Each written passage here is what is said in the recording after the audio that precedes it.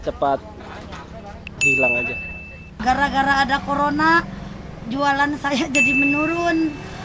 Sedangkan pengeluaran anak sekolah banyak. Harus benar-benar mengerti apa kata pemerintah ya.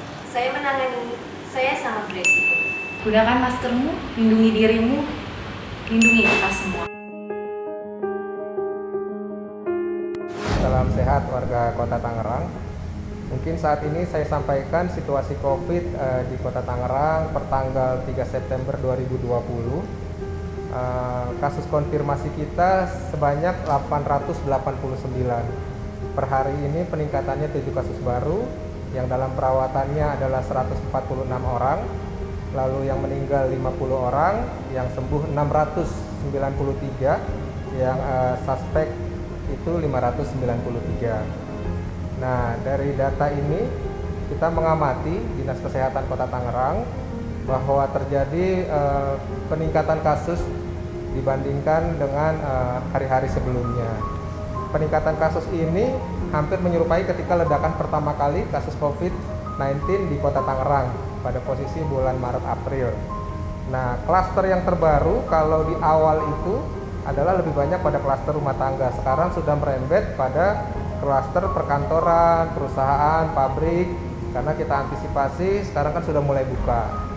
Dan yang mulai menjadi perhatian kita juga bahwa tingkat pemakaian tempat tidur di Rumah Sakit Kota Tangerang, kalau minggu lalu itu kita analisa besarannya adalah 40%. Minggu ini sudah naik di atas 60%. Tentunya ini menjadi perhatian concern kita semua supaya kasus ini tidak meledak, teman-teman. Nah, yang menjadi penyebabnya ini kita harus kembali lagi pada kebersamaan kita, masyarakat, pemerintah, swasta. Kita harus sama-sama bekerja keras bagaimana menekan kasus ini. Karena kembali lagi kalau kita bicara teori epidemiologi, harus diperhatikan ada 3 hal, yaitu adalah agent, host, environment, lingkungan. Kalau host kita bicara manusia, agent kita bicara virusnya, virus kita bicara kecepatan penularan, virulensi, environment kita bicara lingkungan, kita bicara faktor sosial ekonomi, fisik, budaya, perilaku.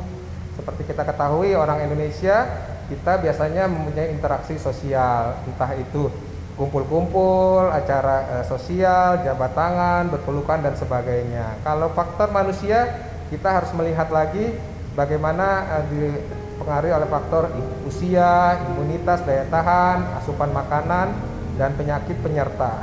Namun yang harus kita lihat dari 3 tadi, host, agent, dan lingkungan, ini kita kaitkan dengan rantai infeksi COVID-19 itu sendiri. Agent itu akan mempengaruhi 2 faktor, yaitu faktornya adalah faktor agent dan reservoir. Tapi intinya, tipsnya kita harus tadi sering-sering cuci tangan, jangan menyentuh wajah kalau tangannya tidak bersih. Lalu tempat-tempat yang tidak steril harus sering-sering dibersihkan. Kalau kita bicara mengenai host, nah ini yang paling penting. Dari 6 pintu masuk rantai infeksi tadi, 2 ada di agent, 4 ada di host, di manusia. Itu port of entry masuk atau port of exitnya yang keluar, lalu mode of transmission dan orang kelompok rentan. Kalau kita bicara port of exit, kita bicara kumannya keluar. Nah, bagaimana cara mencegahnya? Kita harus ada etika batuknya, atau kalau batuk harus pakai tisu, sarung tangan. Kalau entry berarti supaya nggak masuk, kita harus jaga jarak, tidak kontak wajah atau pakai masker. Kalau transmisinya kita bicara tadi stay at home, ya kan, tidak berjabat tangan. Atau kalau kelompok rentan, orang rentan, kita bicara tadi kelompok-kelompok tidak hanya bicara kontak langsung atau nakes, ya kita harus anggap mereka itu potensi terinfeksius. Nah, dari semua itu kalau kita bisa atasi, tentunya harapannya kita bisa menekan angka COVID-19 ke titik terendah. Strateginya kalau tadi di pemerintahan kita bicara 3T, tracing, test, treatment.